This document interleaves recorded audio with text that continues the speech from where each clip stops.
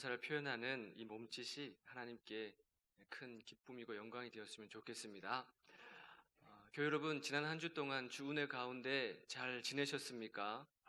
네, 오늘 예배에 오신 이 감사절 아침에 예배에 오신 교우들에게 주의 돌보심과 주의 함께하심이 늘 여러분을 인도하시기를 소망합니다. 오늘은 7월 첫 주일이자 맥주 감사 주일입니다. 맥주절은요, 성경적인 의미로 하자면 연중 씨를 뿌려서 농사를 지어서 수확한 첫 열매를 드리는 절기가 맥주절입니다. 구약에는 반드시 하나님의 백성들이 지켜야 되는 3대 절기에 대해서 말씀하는데요. 유월절, 그러니까 이스라엘 백성들이 출애굽한 것을 기념하여서 유월절 절기를 지키라 얘기하고, 맥주절, 이 맥주절은 칠칠절이라고도 하고 또 오순절이라고도 합니다. 곡수기에 낫을 댄 날부터 50일째, 7주를 계산해서 50일째가 된다 해서 오순절이라고 이름을 붙였고요. 그 다음에 초막절, 수장절이라고 하는데 초막절 절기를 지킵니다. 근데 이 절기를 지킬 때 반드시 기억해야 되는 것이 두 가지가 있습니다. 그것은 뭐냐면 신명기 16장 말씀에 보면 맥주절을 얘기하시면서 말씀하신 내용이 나오는데 16장 11절 하반절에 따르면 이렇게 기록하고 있습니다. 내 하나님 여호와께서 자기의 이름을 두시려고 택하신 곳에서 내 하나님 여호와 앞에서 즐거워할지니라. 첫째 정신은 뭐냐면 내 하나님 여호와 앞에서입니다. 이게 아주 중요한 절기의 정신이에요. 그러니까 여호와 앞에서라는 말의 의미는 방향을 돌린다는 뜻입니다. 하나님을 향하여 방향을 돌린다. 세상을 향했던 시선을 거두어 드리고 하나님을 향해서 다시 얼굴을 돌이킨다. 이런 뜻이 있습니다. 교회 여러분, 신앙이 무엇이겠습니까? 신앙은 하나님을 향해서 방향을 돌리는 것입니다. 그렇죠? 우리의 삶이 다시 하나님께로 방향을 맞추는 것, 이것이 신앙입니다. 그러니까 이스라엘 백성들은 작은 감사거리가 있더라도 그것을 여호와 앞에 가지고 나왔어요. 이것이 참으로 중요한 겁니다. 우리에게 어떤 감사거리와 제목이 있을 때 작은 것에서부터 하나님께 가지고 나와서 감사하는 것, 그 사람은 앞으로의 삶이 감사 인생이 됩니다. 감사하는 삶이 되는 것이죠. 두 번째, 이 절기에 들어있는 정신이 뭐냐면 함께 하라는 겁니다. 함께. 신명기 16장 11절 상반절에 따르면 너와 내 자녀와 노비와 내 성중에 있는 레위인과 및 너희 중에 있는 객과 고아와 과부가 함께, 이렇게 되어 있는 거예요. 함께. 그러니까 이 성중에는 많은 사람들이 있을 것 아닙니까? 공동체 안에는. 우리 공동체에도 많은 사람들이 있죠. 이 사람들 중에는 많은 씨를 뿌려서 많이 거둔 사람이 있는가 하면 적게 뿌려서 또 적게 거둔 사람이 있을 거예요. 또 어떤 사람은 생산 능력이 없어서, 생산할 수 있는 힘이 없어서 전혀 거두지 못하는 사람도 있다는 것이죠. 그런데 하나님은 그 성중에서 많이 드린 사람은 많이 드린 사람끼리만 즐거워해라 라고 말하지 않고, 많이 드리든 적게 드리든 아니면 여력이 없어서 못 드리는 사람이라 할지라도 함께 모여서 즐거워하라는 것이에요. 성중에 있는 분깃이 없는 레위인이 있습니다. 객과 고아와 과부가 있고 노비가 있습니다. 이런 사람들은 자기 소유가 없는 사람들이에요. 생산 능력이 없는 사람들입니다. 근데 하나님은 그런 사람들을 소외시키지 말고 함께 여호와 앞에 나와서 드리며 즐거워하라. 이것이 바로 절기에 담긴 정신입니다. 오늘 우리가 읽은 이 본문 신명기 8장 말씀은 하나님께서 이스라엘 백성들을 이끌고 가나안으로 들어가기 바로 직전에 모세를 통해서 백성들에게 하신 하나님의 말씀이에요. 이 말씀에서 뭘 강조하냐면 여호와 하나님을 기억하라 라고 말씀하십니다. 오늘 본문의 11절에 볼까요? 내가 오늘 내게 명하는 여호와의 명령과 법도와 규례를 지키지 아니하고 내 하나님 여호와를 잊어버리지 않도록 삼갈지어다. 잊어버리지 않도록 삼가하다, 이 말은 기억하라는 뜻입니다. 기억하라. 그러니까 이스라엘 백성들이 지금 가나안 땅을 목전에 두고 있습니다. 뭘 기억해야 됩니까? 지나온 날을 기억하는 거예요. 지나온 광야 여정의 길을 기억하는 겁니다. 지나온 날을 기억하는 사람은 자연스럽게 감사가 흘러 넘치게 돼 있어요. 어떻게 하나님께서 우리를 여기까지 인도하셨을까? 지나온 삶을 곱씹어 보면 감사가 나오지 않을 수 없다는 것입니다. 무엇을 기억하라는 말인가? 8장 2절에 따르면 이렇게 말씀하십니다. 내 하나님 여호와께서 이 40년 동안에 내게 광야길을 걷게 하신 것을 기억하라. 뭘 기억하라고요? 광야길을 걷게 하신 것을 기억하래요. 그런데 이 광야길은 기억하고 싶지 않은 길입니다. 그렇지 않습니까? 고생의 길이에요. 고난의 길이고 고행의 길입니다. 기쁨의 길이 아니에요. 풍족하게 누리는 길이 아닙니다. 어쩌면 거기서 죽는 심한 아픔을 겪기도 했습니다. 8장 15절에 따르면요, 그 길은 어떤 길이라고 말하냐면 위험한 광야길이래요. 불뱀이 있고 전갈이 있고 물이 없는 간조한 땅이라고 합니다. 그러니까 이런 위험한 길, 이런 고생의 길, 고난의 길, 어쩌면 죽음의 길을 누군들 기억하고 싶어 하겠습니까? 우리는 고생한 것을 기억하고 싶어 하지 않아요. 군생활 할 때 참 고생한 사람들 이야기를 들어보면 제대하고 나서 한동안은 군생활 했던 부대 쪽을 향해서 얼굴도 돌아보지 않는다는 말을 하더라고요. 너무 고생하니까. 그런데 하나님은 너희가 그 고생했던 광야길을 기억하래. 또 올리래요. 나는 성공하고 싶은데 하나님이 실패를 주시는 거예요. 나는 늘 웃고만 싶은데 하나님이 간혹 슬픔을 또 주시는 거예요. 나는 늘 꽃길만 걷고 싶은데 하나님이 고난의 길을 주시는 거예요. 8장 2절에 따르면은 내가 너희에게 광야의 길을 걷게 하셨다 그랬어요. 하나님께서 우리에게 그 광야의 길을 걷게 하신 거예요. 고난의 길, 아픔의 길, 슬픔의 길을 우리에게 경험케 하셨다는 겁니다. 그것을 기억하라는 것이에요. 왜 하나님께서 그 길을 걷게 하셨을까요? 왜 어렵고 힘든 길을 우리에게 걸어가게 하셨을까요?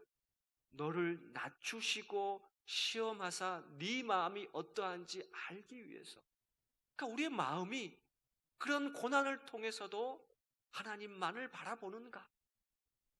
우리의 심령이 그 심한 극한 어려움 가운데서도 하나님을 향한 믿음을 놓지 않는가? 그걸 알게 하기 위해서 하나님께서 고난의 길을 걷게 하셨다는 거예요. 맥주 감사주를 맞이해서 교회 여러분, 지난 6개월 동안 돌아보면서 어떤 감사 제목이 있으십니까? 저는 지난 6개월 상반기를 돌아보면서 한 가지밖에 생각나는 게 없더라고요. 코로나19 바이러스.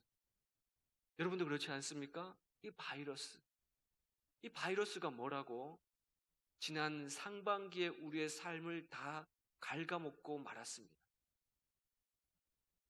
일상적으로 우리가 누렸던 이 삶들을, 당연하게 했던 것들을 당연하지 않게 여기게 만들었어요. 사람들을 만나고 다니고 밥 먹고 결혼식 가고 장례식 가고 자녀들과 놀이공원 가고 학교 보내고 교회 오고 늘 일상적인 것, 당연한 것처럼 했던 것들이 제동이 걸렸어요. 멈춰 서게 됐습니다. 전에도 한 주, 두 주 이렇게 하다가 막 이렇게 요란을 떨다가 그만 잠잠해졌던 적이 많이 있었으니까 이번에도 그렇게 되겠지 하고 생각했는데 잠잠해지기는커녕 한 주, 두 주, 한 달, 두 달 점점 더 세계 곳곳으로 더 확산되고 더 큰 피해가 속출하고 더 많은 사람들이 불편을 겪고 있는 지경에 이르렀습니다. 저는 목사로서 우리의 신앙의 터전인 교회를 주목했습니다. 교인들이 교회 와서 예배 드리는 것이 멈춰섰어요. 한 주, 두 주 끝날 줄 알았는데 계속해서 지속됩니다. 그동안 우리 한국교회는 교세를 자랑했어요. 이렇게 많이 모인다. 큰 대형 교회는 뭐 10,000명 단위로, 몇천 명 단위로 모여서 예배 드리는 것을 자랑했습니다. 그런데 이것이 순식간에 사라져버리고 말았어요. 제가 전에 있던 교회는 주일날 평소에 6,000명, 7,000명씩 장년이 모여서 예배 드리던 교회였습니다. 그런데 지난주에 들었는데 1,700명이 주일날 예배를 드렸대요. 반토막도 안 되는 겁니다. 근데 이것이 한 주, 두 주 하고 말 줄 알았는데 지금 몇 달째 이런 일들이 지속되고 있는 거예요. 당연하게 했던 것, 그것이 당연하지 않은 것으로 되게 돼버리고 말았어요. 왜 도대체 이런 일이 우리 앞에 현실로 나타나는가? 이걸 어떻게 받아들여야 되는가? 저는 그것이 심각하게 생각이 듭니다. 우리 교회가 올해 주님 오심을 준비하는 교회라고 표를 세웠는데, 야, 정말 이런 모든 것들이 주님이 오시는 징조가 되는 것 아닌가? 주님이 오실 때에는 큰 환란이 있다고 했는데 이런 환란이 점점 더 많아지고 강도가 점점 더 세지는 것이 아닌가? 그런데 우리는 너무 무딘 것이 아닌가? 어떤 나라는 하루에 4만 명, 5만 명씩 확진자가 늘어나고 전 세계적으로 몇천 명씩, 몇만 명씩 사망에 이르는 이런 심각한 이 바이러스 감염증 우리가 대하면서 우리의 마음이 너무 무딘 것이 아닌가? 혼란스러웠습니다. 지난 6개월 돌아보면서 참 답답했습니다. 그런데 곰곰이 이것을 생각하면서 뭘 깨닫게 됐냐면 하나님께서 이 바이러스 감염증을 통해서 전 세계를 멈춰 세우신 것은 우리 인간들을 향한 경고가 아닌가. 어쩌면 이 바이러스 감염증은요, 하나님께서 이 땅을 다스리고 계신다는 그 신호를 우리에게 보내는 줄도 모릅니다. 8장 12절부터 보실까요? 네가 먹어서 배부르고 아름다운 집을 짓고 거주하게 되며 13절 또 내 소와 양이 번성하며 내 은금이 증식되며 내 소유가 다 풍부하게 될 때 14절 내 마음이 교만하여 내 하나님 여호와를 잊어버릴까 염려하노라. 여호와는 너를 애굽 땅 종되었던 집에서 이끌어내신 분이다. 내 소유가 풍부하게 되고 내 은금이 증식되고 네가 아름다운 집을 짓고 거주하게 될 때, 풍부하게 될 때 너는 마땅히 그렇게 해주신 하나님을 기억하고 그 하나님께 감사드려야 됨에도 불구하고 마음이 교만하여져서 오히려 반대로 내 하나님 여호와를 잊어버리게 된다는 것이에요. 인간의 마음의 특성은 좋아지면 교만해지게 된다는 겁니다. 풍부하게 되면 교만하게 진다는 거예요. 인간의 교만의 특징은 뭐냐면 한계가 없습니다. 제지하지 않으면 끝간데 없이 높아지는 것이 인간의 교만이에요. 이 지구를 보십시오. 지구는 이제 에너지가 한계가 다 달았습니다.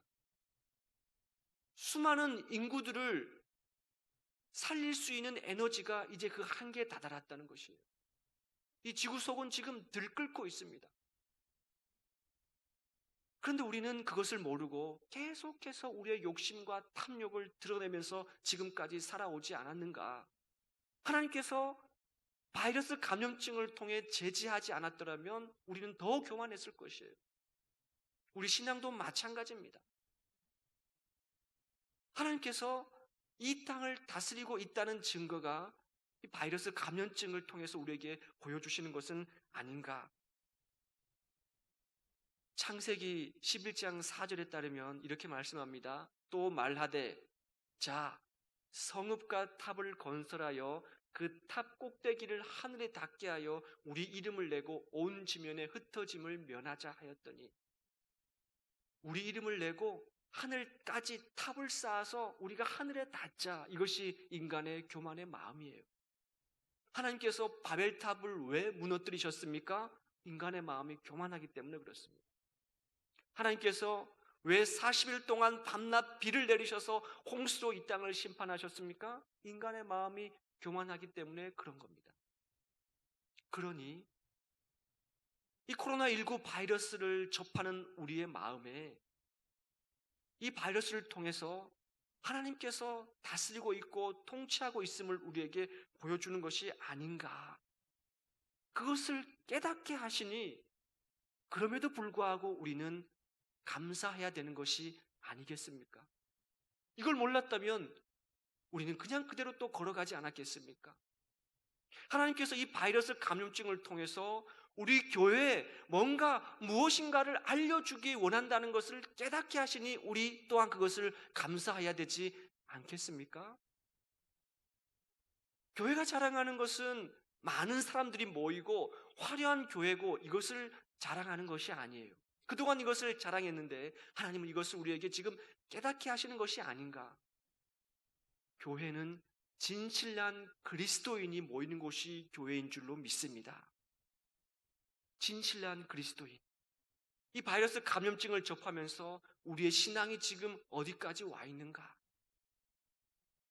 사랑하는 교회 여러분, 그러므로 우리는 이 시대에 우리 교회는 다시 신앙의 주춧돌을 쌓아야 됩니다. 다시 기초를 세우고 주춧돌을 놓고 기둥을 세워 나가야 해요. 처음부터 우리의 신앙을 다시 다져 나가야 됩니다. 교회 여러분, 감사를 잊어버리셨습니까?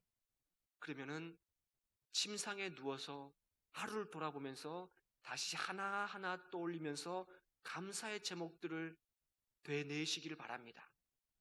교회 여러분, 기도의 자리로부터 멀어지셨습니까? 다시 기도의 제단을 쌓는 것이에요. 하나님께 더 가까이 나아가는 것입니다. 새벽 제단을 다시 쌓고 저녁에 기도 자리를 다시 쌓고, 하나님이 그걸 깨닫게 하기 위해서 우리에게 이런 고난을 주시는 거예요. 사랑하는 교회 여러분, 말씀의 자리로부터 우리가 점점 더 멀어져 가고 있습니까? 다시 한 장, 두 장 말씀을 펼치셔서 읽고 가까이 더 나아가야 되는 것입니다. 그것이 우리가 이 시대를 처한 우리가 하나님 앞에 기억해야 될 우리의 고백인 것이죠. 셋째, 감사는요, 기적의 열쇠입니다. 기적을 낳는 열쇠예요. 8장 16절의 말씀에 따르면 내 조상들도 알지 못하던 만나를 광야에서 내게 먹이셨나니 이는 다 너를 낮추시며 너를 시험하사 마침내 내게 복을 주려 하심이었느니라. 마침내 너에게 복을 주게 하신 것이 하나님의 뜻입니다. 광야길을 걷게 하시는 것, 우리에게 고난을 주시는 것, 우리에게 어려운 일을 겪게 하시는 것은 우리를 그것으로 인해서 심판하게 하시는 것이 하나님의 뜻이 아니고 그것을 통해서 마침내 복을 주시는 것이 우리 하나님의 뜻이라는 사실이에요.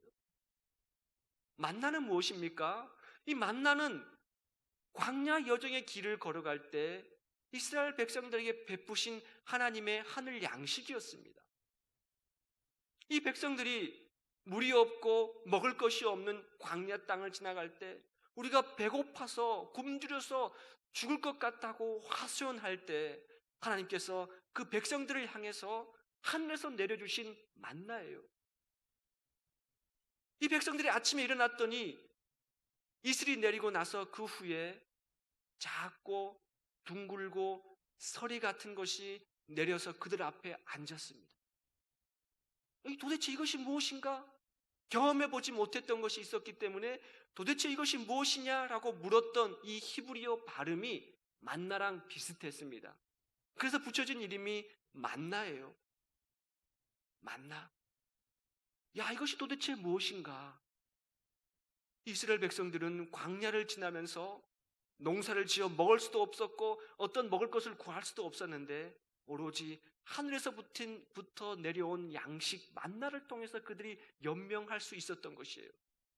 출애굽기 16장 35절 말씀에 따르면 사람이 사는 땅에, 가나안 땅을 가리키는데 그 땅에 이르기까지 이스라엘 자손이 40년 동안 만나를 먹었으니 곧 가나안 땅 접경에 이르기까지 그들이 만나를 먹었더라.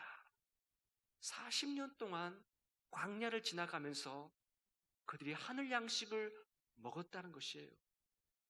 사랑하는 교회 여러분, 우리가 굶주릴 때에도, 광야를 걸어갈 때에도 하나님은 우리를 굶어 죽게 내버려 두시지 않습니다. 우리에게 딱 그에 따른 분량, 딱 하루에 한 오멜씩만 거둘 수가 있었어요. 40년 광야길을 걸으면서 딱 필요한 양식, 그 양식을 매일매일 그들에게 공급해 주셨습니다. 하나님은 우리가 어렵고 힘든 고난의 시절을 지나갈 때, 광야길을 걸어갈 때도 우리에게 딱 필요한 일용할 양식을 매일매일 공급해 주셨어요.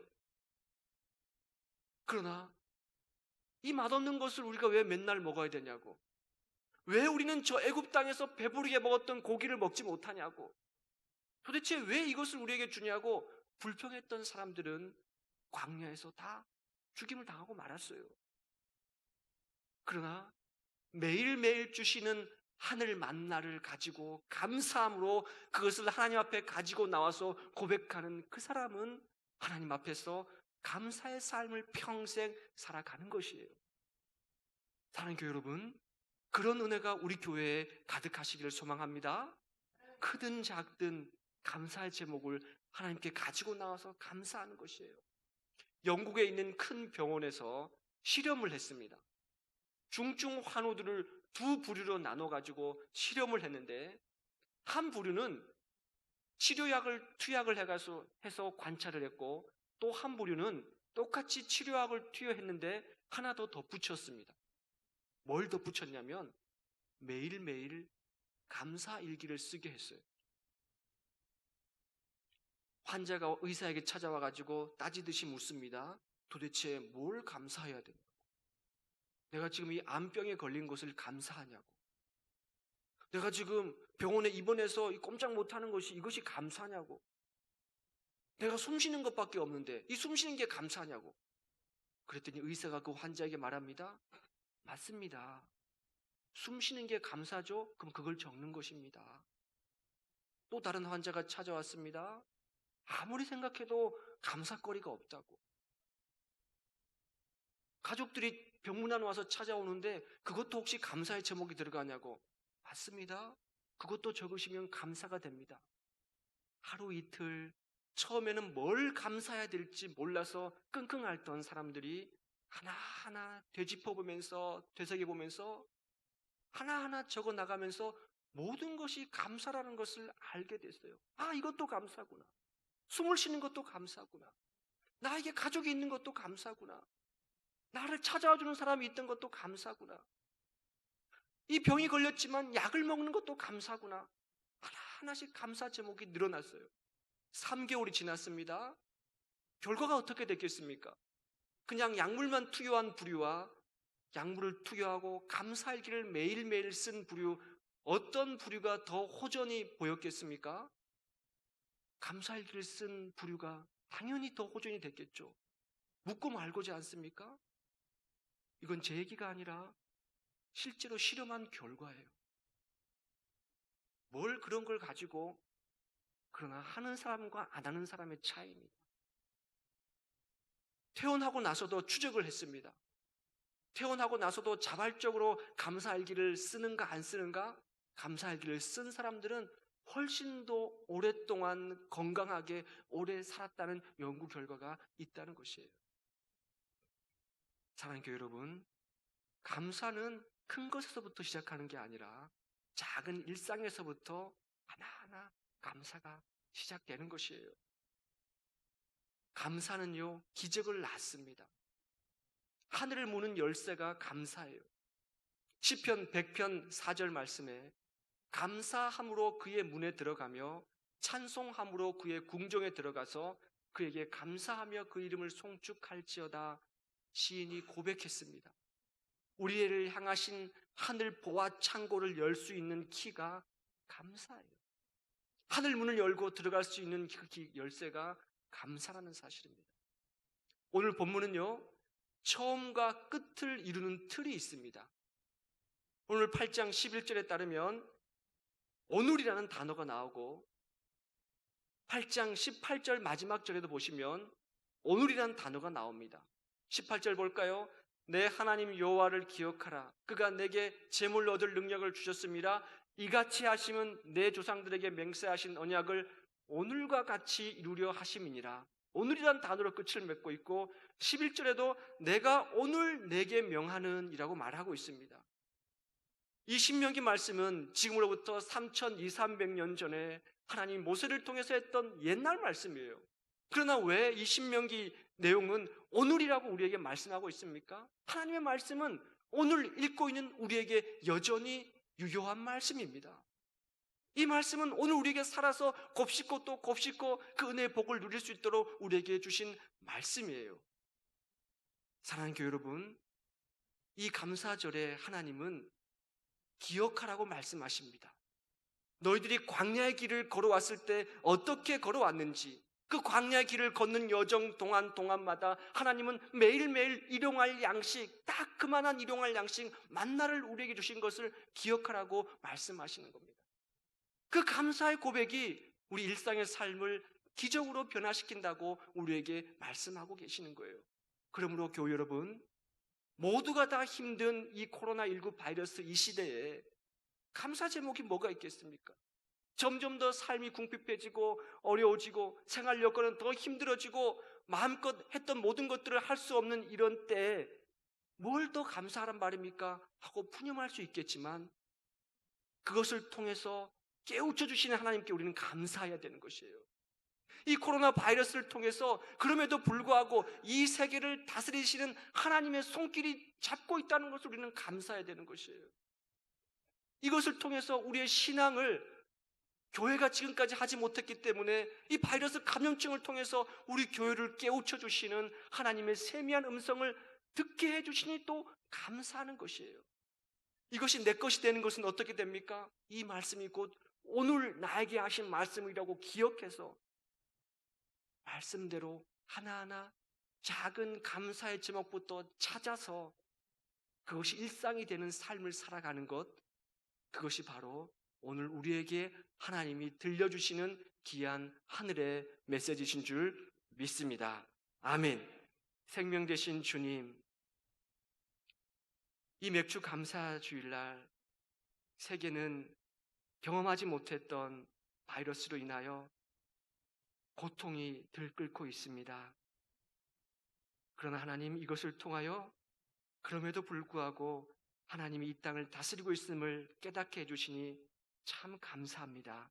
하나님, 우리의 신앙을 다시 저 깊은 곳에서부터 다시 점검하게 하시고 다시 기초를 세우고 주춧돌을 놓아 기둥을 세워 하나님, 그 어떤 세파에도 흔들리지 않은 견고한 믿음 갖게 하여 주옵소서. 예수님의 이름으로 기도드립니다. 아멘.